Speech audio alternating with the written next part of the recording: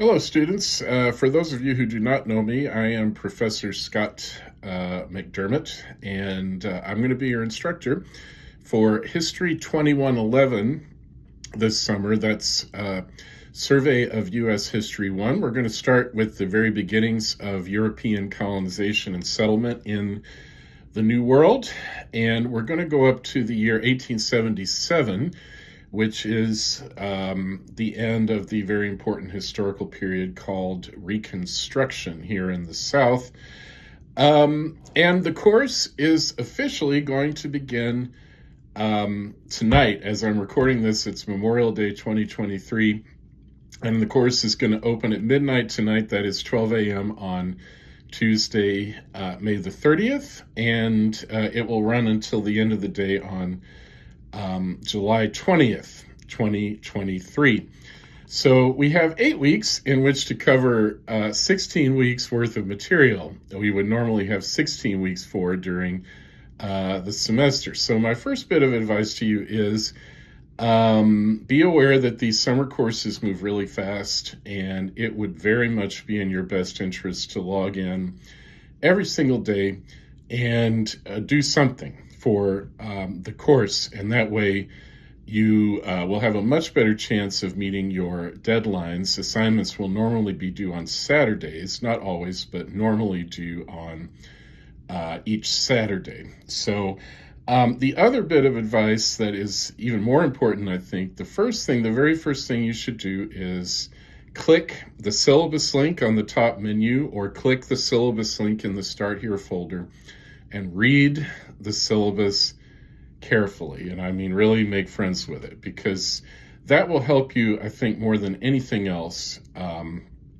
to know how to do well in the course, and especially focus on the sections called course schedule and course policies. In the course schedule, you have every single task and assignment for the course broken down in order from the beginning of the course to the end of the course. So if you use the course schedule, you'll know exactly when every single assignment is due.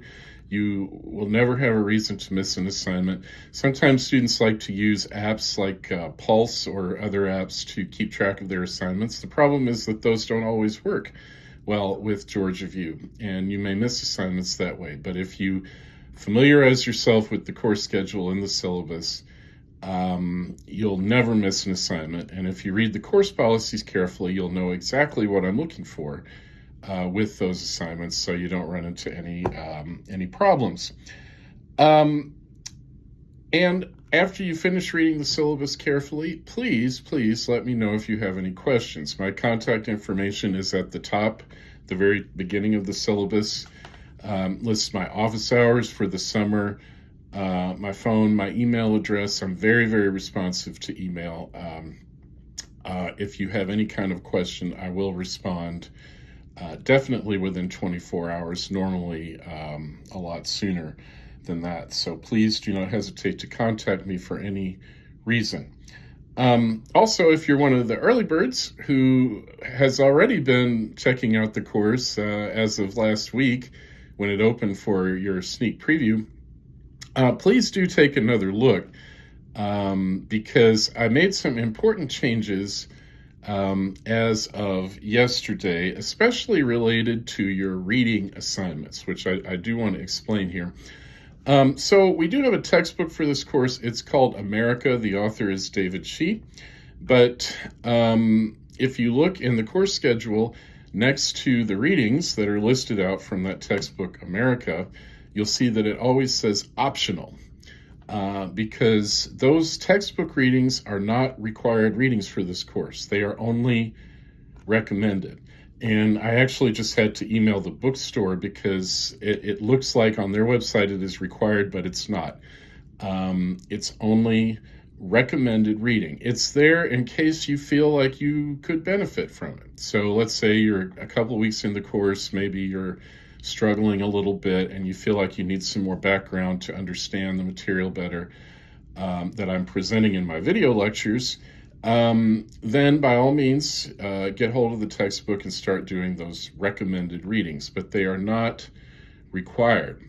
The required readings for this course are what we historians call primary source documents. In other words, they are historical documents that were written at the time we're studying by the people who lived through the events that we are learning about.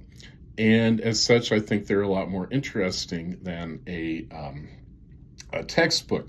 But where the change came in, those of you who have had me before know that I used to do reading questions based on those readings.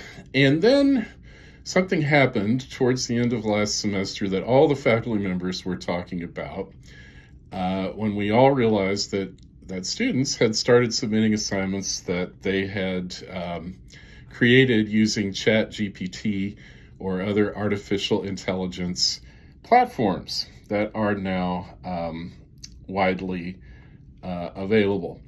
And so I, for one, have been thinking about what to do about this. And I would encourage you to think about it as well. I'm not going to tell you what to think, but I would like for you maybe just to take a few minutes to reflect on this issue, because it is really a game changer, I think. Yes, I know that you guys are very busy, and sometimes even summer may be a busier time for you, because I know a lot of you have got full-time jobs, you're trying to save up money. You have family obligations. Some of you have your own families that you're nurturing and taking care of. And I really respect that, and I admire that.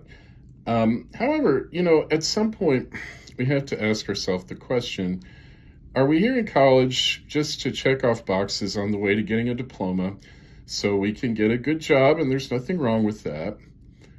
Or are we also here to learn how to develop that magic computer inside our head, which is our own brain, to learn how to think our own thoughts, to feel our own feelings, to formulate our own opinions? Or are we really just going to let some robot somewhere do our thinking for us and come up with opinions for us? I think that's really what's at stake with this issue of artificial intelligence that's just come up for us. But in any case, instead of reading questions now, I'm doing what are called reading reactions, in which you will write a short response, 2 paragraphs, to each of those history documents that you will read.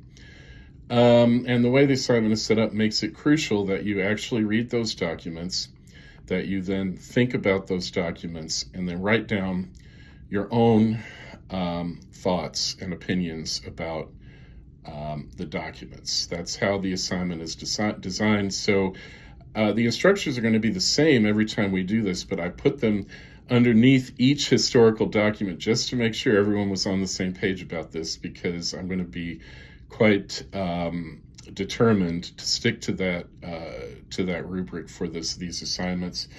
You'll find those, so if you've looked at the course structure already, or when you do look at it, you'll see that it's broken down week by week. There's a folder for each week in which each task, everything you have to do, the video lectures you need to watch and take notes on, readings, assignments, are all in the folders for that week. And there will normally be a subfolder, like this first week, there'll be a subfolder that says New France document and reading reaction. And that's where you'll find the PDF document, the historical document you're going to read, and then you'll see the instructions for how to do the reading reaction. And then you'll see a link, which is actually set up in quiz format, but it will just, when you open that, it'll give you the box that you type your reading reaction in and submit it there, okay? So as always, please let me know if you have any questions about any of that. And if you need help reading the documents, don't be embarrassed about that. Some of them are very hard to read. They're hundreds of years old, okay? Do not hesitate to ask me for help. I'm happy to meet with you in my office hours, happy to do a WebEx, happy to talk to you on the phone. Or you can click on the peer tutoring link in the Start Here folder if you'd rather have support from a peer rather than from me in reading these documents, okay? Just a couple more points before I sign off here.